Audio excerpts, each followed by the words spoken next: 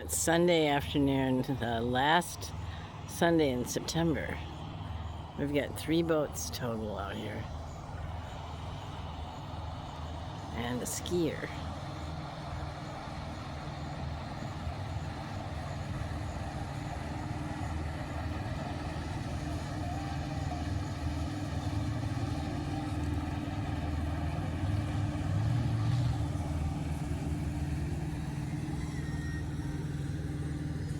And we got fishermen and all sorts of people out here enjoying their Sunday afternoon. It's lovely.